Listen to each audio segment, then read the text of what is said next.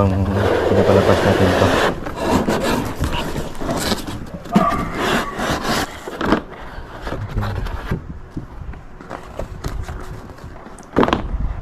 Next, itong router po, no?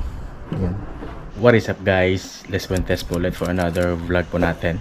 For this vlog guys, mag-unbox po tayo ng in-order po namin ni Mrs. No? Ito ay isang Starlink. Ayan. So, never mind yung mga kalat guys. No? Hindi pa po kami nag-ayos dito. Ayan. Logo ng Starlink. Ayan. Share ko lang sa inyo guys, no? Ito po ay isang refurbished po, no? Na kit ng Starlink. Ibig sabihin po, yung mga defective po, no? Na dish na ni-return. So, ni-repair po ng Starlink. And then, ibinenta po ulit, mas assurance po sa mga bibili. Kagaya sa namin, yung warranty po is same lang po ng regular na kit po nila, no? Na-place order po to guys ni Mrs. nung last April 26. And then, dumating po dito sa amin May 15. So, mahigit 2 weeks bago dumating yung order po na to, no? Dito sa amin guys, sa probinsya, sa Iloilo, may mga nakikita na po kami, no, ng mga Starlink, pero malimit lang, no? Ibig sabihin yung ano lang, kukunti lang dito. Wala na paligoy-ligoy pa guys. Let's go! So yung regular price pala dito guys is 28,000 po, no? February, nag-markdown po sila, no, ng 33%. So bali 18,500 last month of February po, no? Hanggang sa last month na April. So may lumabas nga na news sa ano mismo ng Starlink po, no, website. Yung mga refurbished kagaya nito, 50% off. So ayun, naging 14,000 na lang po, no? So Starlink. Kasi dito sa aming lugar guys, yung internet dito, actually hindi naman talaga ano dito yung internet eh. Kasi mayroon namang dito I mean dito na telecommunication, no? So okay naman yung signal niya.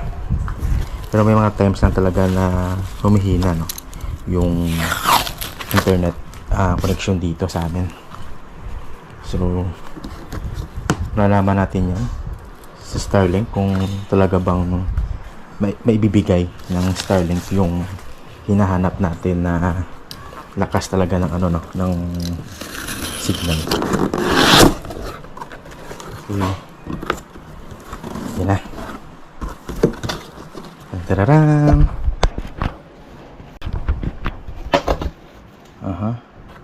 So yung uunahin natin, yan, habang pinapalabas natin ito.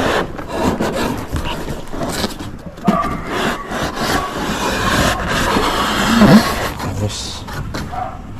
So wala lang naman sa loob. Dito na lahat. Oh, laki pala guys, no?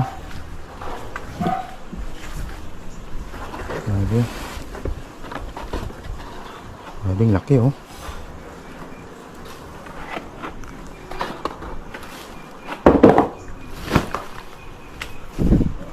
So ito yung pinaka base nya.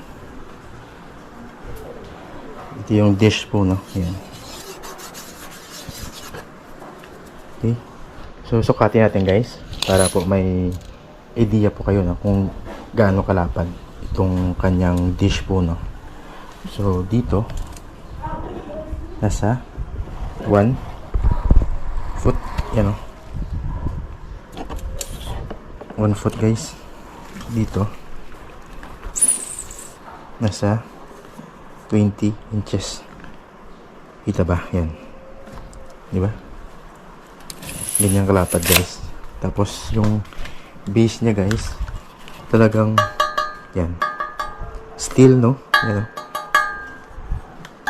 Tapos ang ganda ng pagka-finish. Yan. Solid.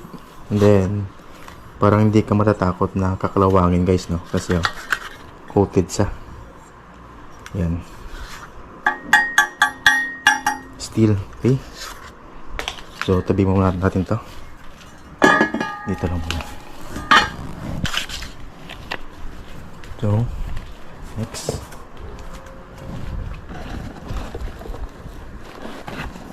okay.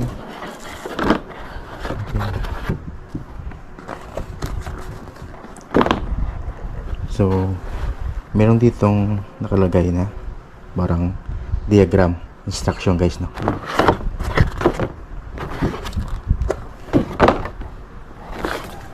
Tabi mo natin to.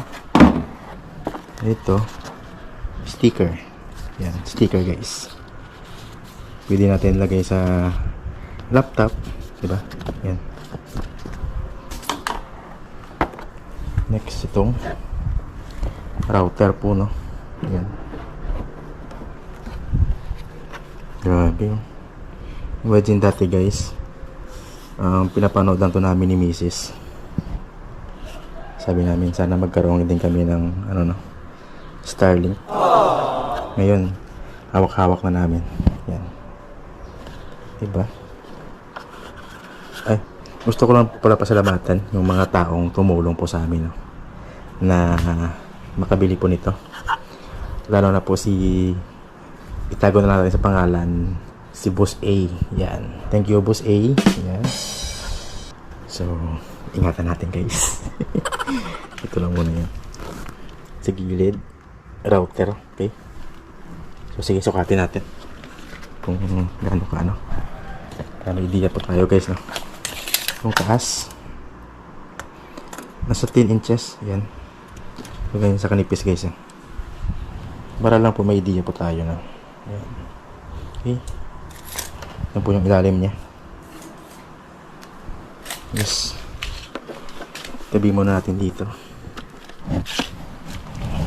Next.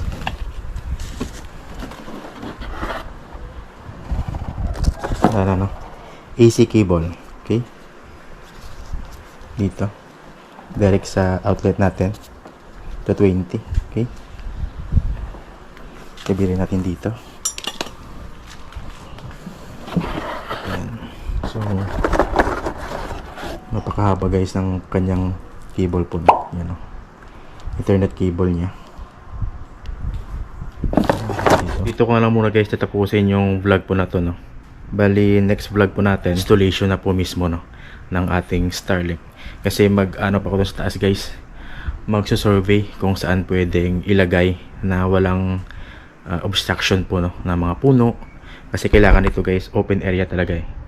Tsaka hahanapan ko pa doon ng posisyon kung saan pwede ilagay ito, yung base nya na secure. Okay, so next vlog natin, kailangan natin talaga na magana na to guys, no, para masubukan natin at matest, speed test natin kung gaano kalakas dito sa area po namin. Okay, so see you in my next vlog guys. Thank you for watching. Bye bye.